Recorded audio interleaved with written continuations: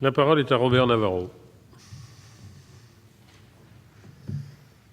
Monsieur le ministre, Monsieur le Président, mes chers collègues, nous sommes pour une réforme en faveur des territoires depuis 1982.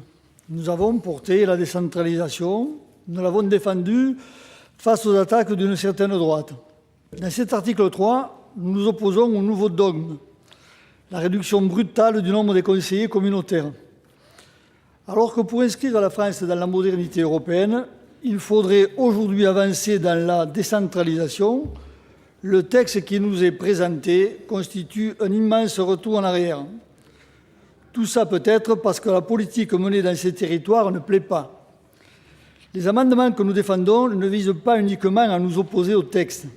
Ils nous permettent également de proposer une autre vision, celle de la confiance dans l'intelligence des territoires.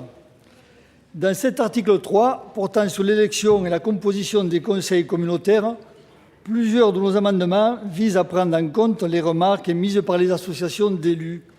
La politique, chers collègues, c'est d'abord l'écoute.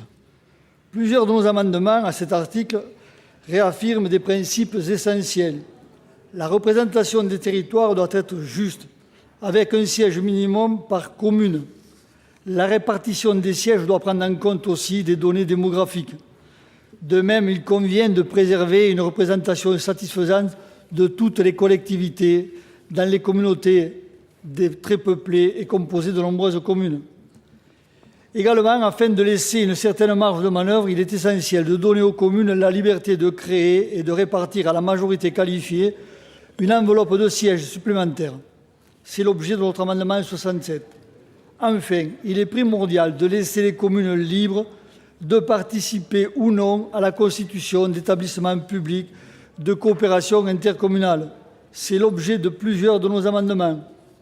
Ces exemples, piochés parmi d'autres, montrent que nous avons des propositions face à cette recentralisation, véritable régression territoriale et évidemment manipulation électorale. La centaine d'amendements que nous proposons dessine une vision moderne, juste et égalitaire de ce que devrait être une réforme des collectivités territoriales, étape indispensable d'une nouvelle décentralisation.